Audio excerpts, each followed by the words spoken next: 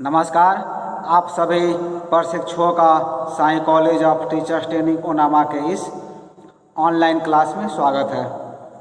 आज के क्लास में हम बात करेंगे डीएलएड प्रथम वर्ष के पेपर कोड F8 के यूनिट 3 से। जैसा कि आप सभी पता होगा, डीएलएड के प्रथम वर्ष के F8 में आप सभी को पढ़ना है हिंदी का शिक्षण शास्त्र, और हिंदी के शिक्षण शास्त्र के यूनिट 3 में आप सभी को पढ़ना है भाषाई क्षमताओं का विकास, सुनना एवं बोलना। तो सुनना एवं बोलना के अंतर्गत आज का टॉपिक हमारा है। आज हम जानेंगे सुनने को प्रभावित करने वाले कारक के बारे में। वो कौन कौन से कारक हैं जो सुनने के आपको प्रभावित करते हैं, जो सुनने की प्रक्रिया होती है उसको प्रभावित करने वाले वो मेन कारक कौन कौन से, इसके बारे में हम विस्तार से आज की क्लास में चर्चा करेंगे, बात करेंगे। तो आप सभी सबसे पहले हेडिंग देंगे सुनने को प्रभावित करने वाले कारक।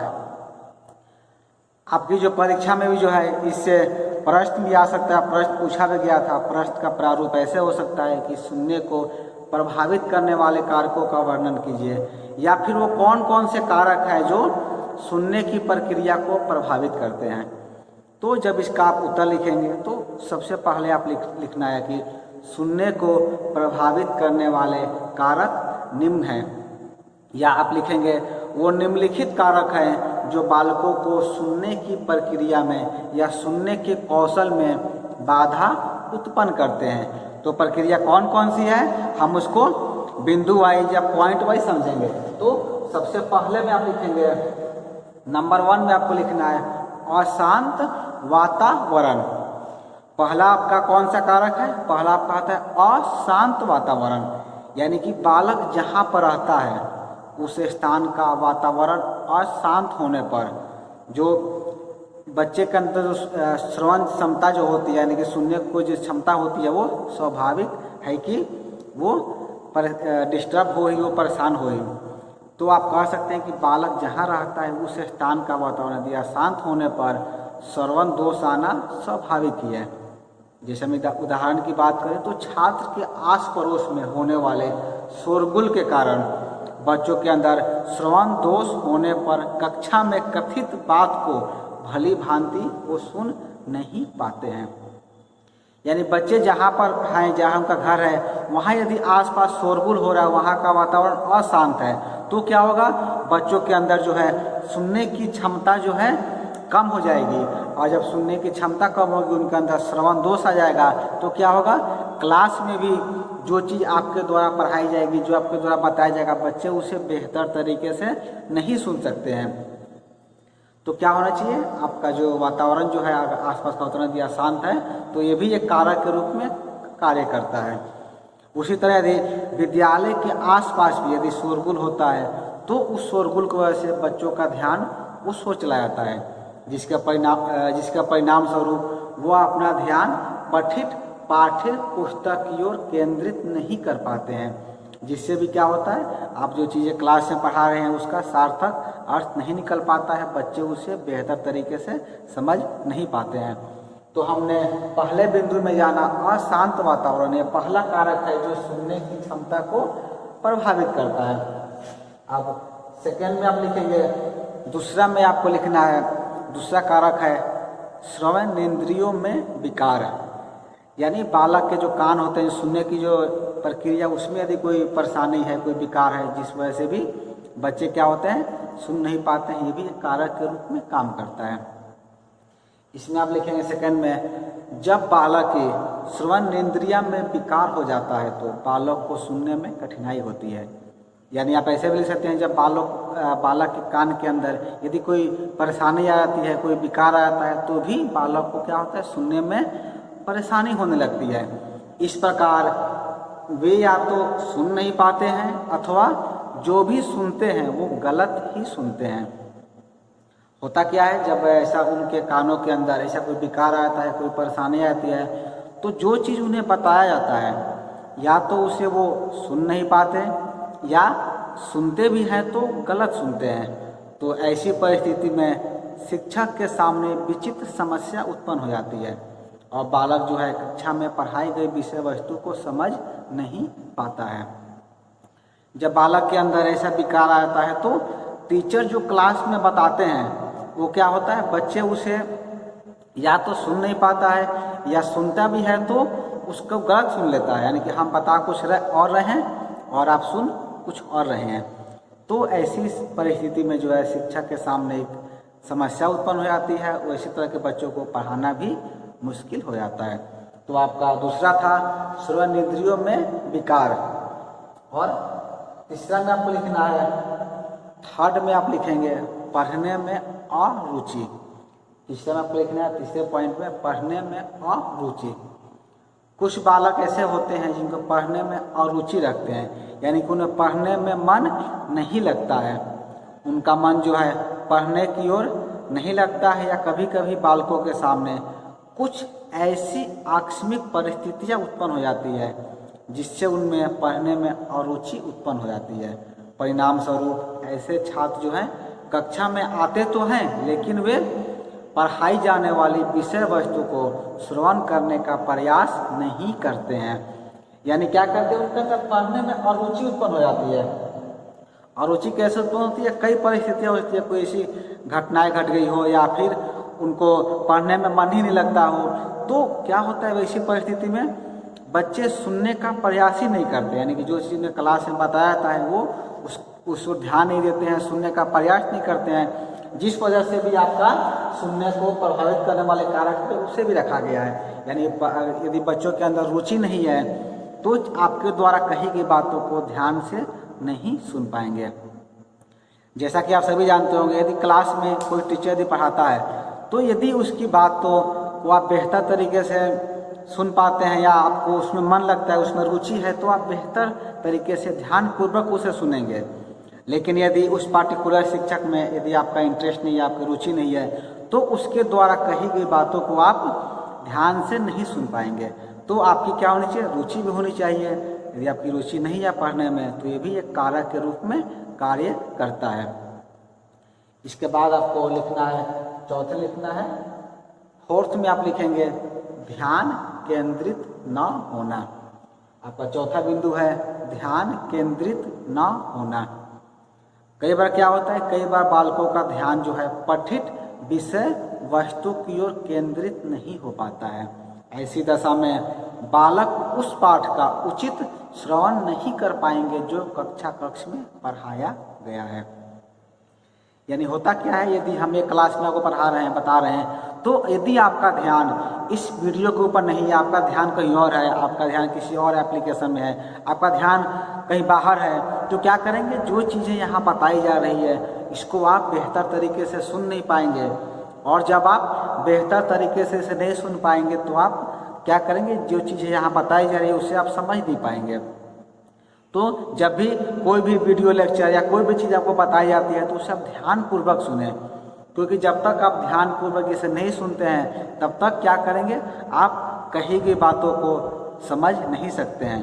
तो ये भी एक कारक के रूप में माना गया ध्यान केंद्रित ना होना। यानी आपका ध्यान जब तक केंद्रित नहीं होगा, जब तक आप एक जगह एकाग्र होकर काम नहीं करेंगे, तब तक इसका जो है लक्ष्य पूरा नहीं हो सकता है। तो ये आपका 3 हो गया, 4 हो गया, आप लिखेंगे 5वें नंबर में। 5वें बिंदु में आपको लिखना है, 5वें में आप देंगे मौखिक कार्य का अभाव। 5 में आप लिखेंगे मौखिक कार्य का अभाव। हिंदी भाषा शिक्षण में जो है शिक्षकगण क्या करते हैं, मौखिक कार्यक्रम ही करवाते हैं। इससे बालकों में शीघ्रता से ही श्रवण का अभ्यास नहीं हो पाता है, वे श्रवण कार्य में पीछे रह जाते हैं। होता क्या है, जब हम कोई चीज़ पढ़ाते हैं तो मौखिक कार्य बहुत ज़्यादा नहीं करवाते हैं। यानी कि उन्हें क्या करते हैं, आप नोट्स दे दिए या फिर कोई आर्टिकल दे दिए, वो बस उसे देख लेते हैं, समझ लेते हैं। तो हम यदि मौखिक कार्य ज़्यादा नहीं करवाएंगे तो क्या होगा, उसमें बच्चे सुनने की क्षमता उनके अंदर विकसित नहीं हो पाएगी। यानी करना कि आपको बच्चों को पढ़ाते समय मौखिक कार्य ज़्यादा करवाना है, यानी बच्चे से बुलवाना भी है, खुद आपको बोलना है। हिंदी भाषा शिक्षण या कोई भी सब्जेक्ट हो, यदि उसमें आप मौखिक कार्य बेहतर तरीके से नहीं करते हैं तो ये भी एक आपका कारक के रूप में ही कार्य करते हैं, यानी कि भी सुनने की क्षमता को जो है प्रभावित करने का कार्य करता है। आपका 5वां था, आप लिखेंगे 6ठे बिंदु में 6 में आपको लिखना है शिक्षकों में रुचि का अभाव। छठा में आप लिखेंगे शिक्षकों में रुचि का अभाव। हिंदी भाषा शिक्षा में क्या होता है, कुछ शिक्षकगण जो है स्वयं ही रुचि नहीं लेते हैं, क्योंकि आपको पता है आपका पेपर कोड जो है हिंदी का शिक्षण साहित्य है। तो हिंदी के शिक्षण साहित्य के अंतर्गत हम बात कर रहे थे आपका टॉपिक आज का था सुनने को प्रभावित करने वाले कारक के बारे में। तो क्या होता है जब चीज़ें हम पढ़ा रहे हैं, जैसे कि हम पिछले वीडियो में आपसे चर्चा किए थे कि जिस विषय को आप पढ़ा रहे हैं यदि उस विषय में आपकी रुचि नहीं रहेगी, यदि आप ही उस विषय में रुचि नहीं रखते हैं तो क्या करेंगे, उस विषय को आप बेहतर तरीके से नहीं पढ़ा सकते हैं। तो वही हाल जो है आपके हिंदी भाषा शिक्षण में भी होता है। बहुत लोग को ये लगता है कि हिंदी भाषा शिक्षण में जो है क्या पढ़ाएंगे, बहुत सिंपल सब्जेक्ट है, आसान है, तो शिक्षक ही रुचि नहीं लेते हैं। और कुछ शिक्षकगण क्या करते हैं, आदर्श पठन स्वयं प्रभावपूर्ण नहीं करते हैं, जिससे बालक उचित एवं शुद्ध अनुकरण वाचन में असमर्थ रहते हैं। यानी इसका अर्थ क्या हुआ, आपने छठा में लिखा जो बहुत ऐसे शिक्षक होते हैं जो हिंदी भाषा शिक्षण में रुचि नहीं रखते हैं, या फिर कुछ शिक्षक ऐसे होते हैं जो खुद के द्वारा भी आप बेहतर तरीके से उच्चारण नहीं करते हैं, बेहतर तरीके से बोलते नहीं है, जिस कारण से क्या होता है बच्चों के अंदर भी शुद्ध अनुकरण वाचन नहीं हो पाता है। तो इसीलिए आपको कहना है कि आपको खुद इसमें रुचि रखना है ताकि बच्चे भी आपके बेहतर तरीके से आपके विषय को समझ सकें। इसके बाद लिखेंगे आप 7वें नंबर में 7 में आपको लिखना है पाठ्य वस्तु की क्लिष्टता। 7 में आप लिखेंगे पाठ्य वस्तु की क्लिष्टता। क्लिष्टता का अर्थ होता है कठिन। हिंदी में क्या होता है कि पाठ्य वस्तु जो आपकी होती है कभी कभी इतनी कठिन या इतनी क्लिष्ट आ जाती है कि बालकों के समझ में नहीं आती। अतः इस कठिनाई से घबरा करके या इन पाठों में बच्चे क्या करते हैं, श्रवण से जी चुराते हैं या फिर श्रवण में वो लापरवाही बरतते हैं। यानी कि हिंदी भाषा में क्या होता है, कई बार ऐसे हमको ऐसे शब्द मिल जाते हैं, ऐसे उच्चारण हमारे पास आते हैं जो कि बोलने में या फिर सुनने में कठिन लगते हैं। तो जब ऐसे कठिन शब्द आते हैं जो हमारे पाठ्य वस्तु में दिया रहता है तो बच्चे क्या करते हैं, उसे बेहतर तरीके से सुन नहीं पाते हैं, सुनते भी हैं तो उसका अर्थ निकाल नहीं पाते हैं, जिस वजह से क्या होता है ये भी एक आपके कारक के रूप में कार्य करता है। जो पाठ्य वस्तु में जो कठिन शब्द दिए रहते हैं तो बच्चे इसे जी चुराने लगते हैं और सुनने का प्रयास नहीं करते हैं। इसके बाद आप 8वें में लिखेंगे, 8वें में आप लिखना है कि एक साथ दो काम। क्लास में क्या होता है कि आजकल ऐसा देखा भी गया है कि बहुत से उच्च कक्षा में जो है व्याख्यान विधि के अनुकरण के फलस्वरूप जो है कक्षाओं में जो है शिक्षक के द्वारा मौखिक कार्य भी कराया जाता है।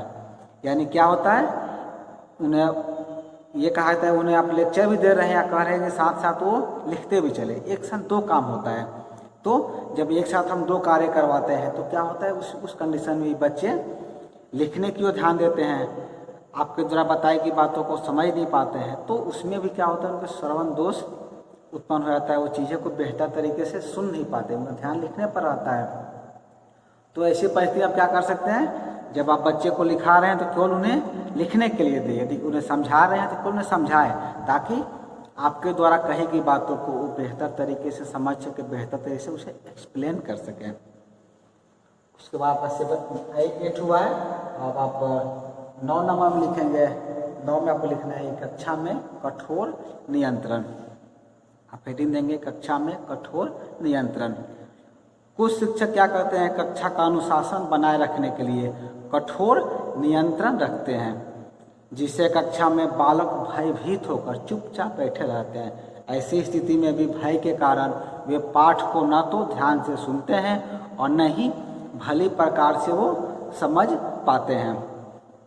यानी कि 9 में हमने क्या जाना, कई बार क्या होता है शिक्षक के द्वारा क्लास में इतना कठोर नियम बना दिया जाता है, इतना हार्ड नियम बना दिया जाता है, ताकि होता क्या उस परिस्थिति में बच्चे जो हैं अनुशासन बनाए रखने के लिए चुपचाप बैठे रहते हैं। शिक्षक के द्वारा भी ऐसा कार्य किया जाता है कि अनुशासन बनाए रखने के लिए वो ऐसा हार्ड नियम ला देते हैं कि बच्चे डर करके क्लास में चुपचाप बैठे रहते हैं। यानी कि कुछ आपके भय के कारण, आपके डर के कारण वो सवाल भी नहीं पूछ पाते हैं और नहीं आप जो आप बताते हैं उसे सुन पाते हैं।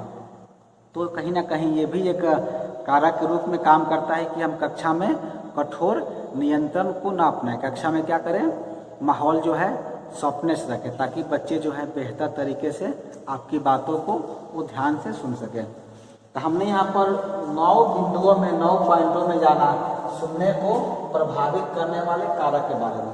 यदि इन सब बिंदुओं पर हम गौर करें, इन सब बिंदुओं पर हम विचार करें, तो हम क्लास में जो सुनने को प्रभावित करने वाले कारक हैं, जो फैक्ट हैं, उसको हम दूर कर सकते हैं।